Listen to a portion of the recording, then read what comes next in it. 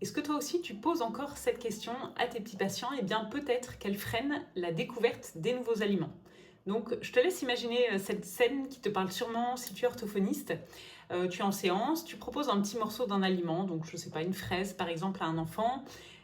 Il dit rien, il le regarde quelques secondes, peut-être qu'il va le toucher, il va l'approcher de sa bouche, il croque un petit peu, on attend, et puis là souvent presque automatiquement la première question qu'on va dégainer, c'est alors est-ce que tu aimes, ou alors est-ce que c'est bon? Alors si c'est pas nous qui allons la dire, souvent c'est les parents qui sont là. Alors c'est bon, alors est-ce que t'aimes? Donc je suis certaine que cette situation te parle, que tu as sûrement déjà vécu cette scène, et moi aussi des millions de fois, et pendant des années j'ai posé cette question à mes petits patients quand ils avançaient sur le chemin jusqu'à la bouche et qu'ils en étaient à l'étape de goûter. Une fois qu'ils mettaient l'aliment dans la bouche, je leur demandais souvent alors est-ce que c'est bon, alors est-ce que tu aimes? Et aujourd'hui c'est vraiment une question que j'essaye d'éviter, pas parce que c'est une mauvaise question ou pas parce qu'elle est interdite, mais parce qu'en fait j'ai compris que cette question elle m'amenait pas dans une posture clinique qui était celle que j'avais envie de développer avec mes petits patients.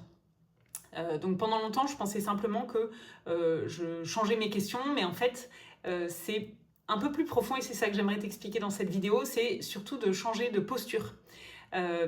Parce que dans cette vidéo, on ne va pas parler seulement des questions qu'on pose, mais de finalement quelle est la posture qu'on incarne en tant qu'orthophoniste auprès de nos petits patients quand ils présentent des difficultés alimentaires. Donc quand on pose la question de « est-ce que tu aimes ?» qu'est-ce que je suis en train de demander à l'enfant? Je suis en train de lui demander d'émettre un jugement sur un aliment. J'aime, j'aime pas, c'est bon, c'est pas bon, j'en veux plus. Et donc, je lui demande de faire une forme de conclusion, d'avoir un jugement binaire, donc comme s'il y avait deux catégories, les bons, les mauvais, voilà, quelque chose de très binaire et tout noir ou blanc. Et en posant cette question, donc, je demande finalement à l'enfant de trancher et de conclure, alors que parfois il n'a même pas commencé à découvrir cet aliment. Et du coup, c'est souvent là, c'est intéressant, c'est un décalage entre notre objectif thérapeutique et les questions qu'on va poser à l'enfant. En séance, est-ce que mon objectif c'est de savoir si l'enfant aime l'aliment? En fait, je suis pas sûre, parce que des aliments qu'on aime ou qu'on n'aime pas, il y en a plein. Pour ma part, il y a des aliments que j'aime pas, des aliments que j'aime. Et en plus, je ne mange pas tous les jours des aliments que j'aime. C'est-à-dire que dans la palette des j'aime, c'est un peu comme un arc-en-ciel, il y a plein de couleurs. Il y a des aliments que j'aime beaucoup énormément, d'autres que j'aime un petit peu, d'autres un peu moins, mais c'est ok de les consommer et de les manger.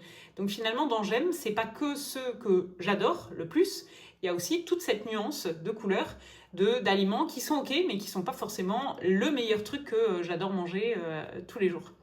Donc, ce qui nous intéresse chez nos petits patients, ça va être beaucoup plus riche que ça. Ça va être de comprendre comment il explore et comment il rencontre cet aliment. Qu'est-ce qu'il regarde en premier? Qu'est-ce qui attire son attention? Qu'est-ce qui lui paraît familier? Qu'est-ce qui est nouveau pour lui? Qu'est-ce qui va l'intriguer? Qu'est-ce qui va l'inquiéter avec cet aliment? Parce que c'est exactement là que va commencer notre raisonnement clinique d'orthophoniste. Donc petit à petit, au fil de ma réflexion autour de ça, je me suis rendu compte que c'est comme s'il y avait plutôt deux postures différentes, une posture d'évaluation et une posture d'exploration. Donc je te partage un petit peu ça. La posture d'évaluation, c'est la posture où on va chercher un résultat. Est-ce que l'enfant accepte, oui ou non? Est-ce qu'il mange, oui ou non? Est-ce qu'il refuse, oui ou non? Est-ce qu'il aime, oui ou non? Est-ce qu'il progresse, oui ou non? Donc on est sur des questions un peu binaires, un peu tranchées. C'est des questions qui sont parfaitement compréhensibles et c'est là que les parents veulent qu'on arrive. Donc je ne dis pas que c'est une posture qui n'est pas bonne. Le but, c'est effectivement d'amener l'enfant à développer ses compétences oroomyofaciales, à développer ses compétences alimentaires. Donc bien sûr qu'on souhaite qu'il aime, ce sont des questions que les parents se posent, nous aussi, parce qu'on a besoin de savoir où on en est, on veut mesurer les progrès, on veut identifier les choses. Mais cette posture, avec des postures d'évaluation, avec des attentes un peu binaires, elle a aussi un effet auquel on ne pense pas toujours, c'est que l'enfant comprend vite qu'il y a une réponse qui est attendue.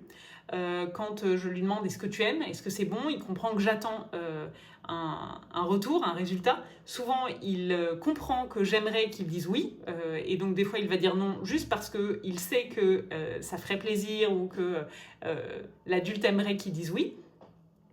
Et parfois, l'expérience s'arrête là, c'est-à-dire si on lui demande voilà le nouvel aliment, tu goûtes, qu'il goûte, et qu'on lui dit alors tu aimes et qu'il nous dit non, en fait, on a un peu le couperet qui tombe, et cet aliment est classé dans les aliments non aimés. Pouch, fin de l'histoire, l'aliment est mis de côté, il n'est pas aimé, et donc voilà, en fait, on se retrouve un peu coincé parce que finalement, si on a demandé tu aimes ou c'était bon et l'enfant nous dit non, en fait, je me sens pas, en tout cas, de travailler avec un aliment où l'enfant m'a dit non, j'aime pas, c'est pas bon.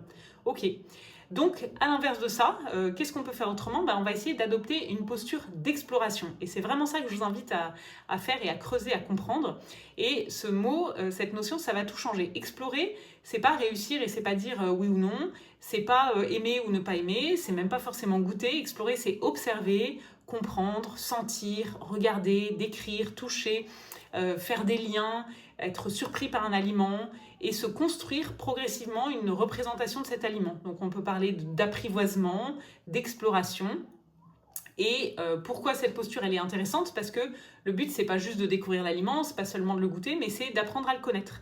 De connaître sa forme, sa couleur, sa texture, son odeur, le bruit que ça fait quand on le casse, quand on le croque, les sensations que ça fait en bouche, les évocations, les souvenirs qu'on a peut-être même autour de cet aliment.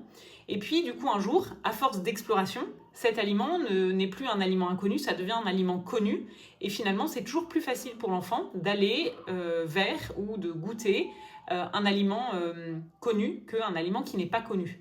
Donc avant que l'enfant accepte l'aliment, il faut qu'il ait appris à le connaître, à le découvrir. Et pour apprendre à découvrir un aliment, il faut être curieux. Et donc pour être curieux, je t'invite à rentrer dans cette posture d'exploration avec l'enfant. Donc à partir du moment où cette posture d'exploration, je l'ai identifiée et que j'ai eu envie de creuser un peu ce domaine-là, mes questions ont changé. Je ne demande plus tu aimes, et c'est vraiment une question que j'essaye de ne plus demander à mes patients. Ça me demande un effort très conscient, mais je vais demander à quoi ça te fait penser, qu'est-ce que tu remarques, à quoi ça ressemble, qu'est-ce qui se passe dans ta bouche quand tu le gardes un petit peu plus longtemps, est-ce que ça ressemble à quelque chose que tu connais déjà? Donc, vous voyez la différence? On ne va pas chercher un jugement de l'aliment, on cherche une expérience, on cherche que l'enfant évoque, raconte, s'intéresse, soit curieux de cet aliment-là. Et donc ça va changer complètement le déroulement de la séance. Donc, voilà, c'est une nuance qui paraît pas grand-chose, mais qui est vraiment importante parce que, comme je le disais, c'est pas juste je pose des questions différentes, c'est je change de posture. Je suis là pour aider l'enfant à être un explorateur, à être curieux des aliments, à regarder, à comprendre ce qu'il a dans son assiette. Donc ça va être vraiment une posture très intéressante. Donc ces questions, elles ne nous servent pas seulement à faire parler l'enfant, mais elles nous permettent de voir comment il construit aussi son expérience sensorielle. À quoi ça te fait penser, est-ce que ça sent quelque chose que tu connais, que tu as déjà senti ou pas. Donc ça nous permet de voir aussi quelles sont les références de l'enfant. Et puis ça peut aussi nous aider à faire évoquer qu'est-ce qui se passe dans ta bouche quand tu goûtes ça. Quand tu le regardes, qu'est-ce que tu remarques? Qu'est-ce que tu sens dans ton corps? Qu'est-ce que ça te fait? Et on peut aussi du coup rentrer dans quelque chose de l'ordre des émotions. Qu'est-ce que ressent l'enfant au moment où il s'apprête à goûter cet aliment? Ah tiens, ça me fait peur, je sens que j'ai peur. Ok, du coup si tu as peur, c'est peut-être pas sur l'aspect sensoriel que je vais travailler, mais c'est sur l'aspect de qu'est-ce qui te fait peur? Pourquoi? Est-ce que tu as peur de la suite, de ce qui va se passer? Est-ce que tu as peur de l'aliment? Comment est-ce qu'on peut l'apprivoiser pour que tu n'aies plus peur?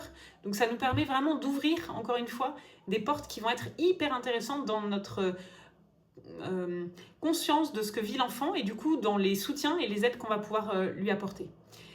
Alors, spoiler alerte, ces questions, je continue à les poser, les questions binaires, parce que ça vient des fois tout seul, mais vraiment, je travaille à me reprendre et à essayer de ne plus les poser pour prendre vraiment conscience de la posture dans laquelle j'ai envie d'emmener l'enfant, parce que sinon, je risque de passer à côté de la richesse de ce que l'enfant est en train de vivre.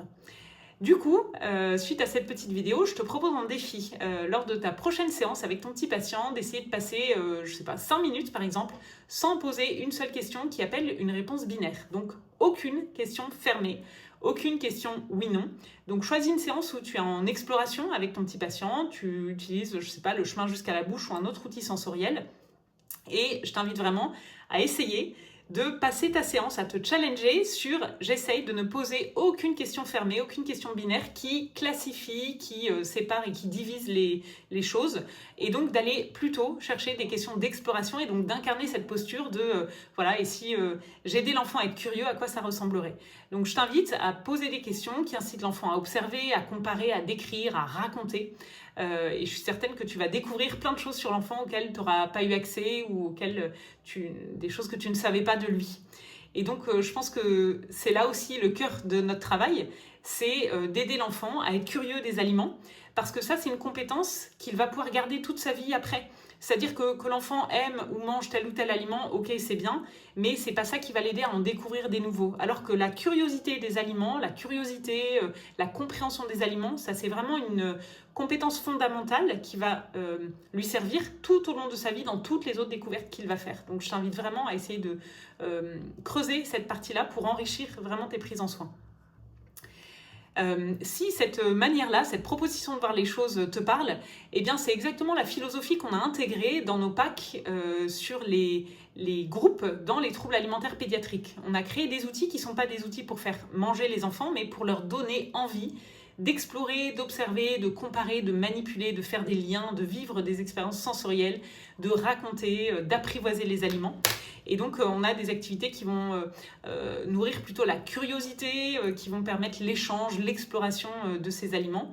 Et tu trouveras toutes les informations en dessous de cette vidéo, dans la description. Et si cette vidéo t'a plu, n'hésite pas à t'abonner à notre chaîne YouTube. On partage régulièrement des réflexions, des outils concrets pour enrichir ta pratique d'orthophoniste auprès des enfants qui présentent des troubles alimentaires pédiatriques. À bientôt!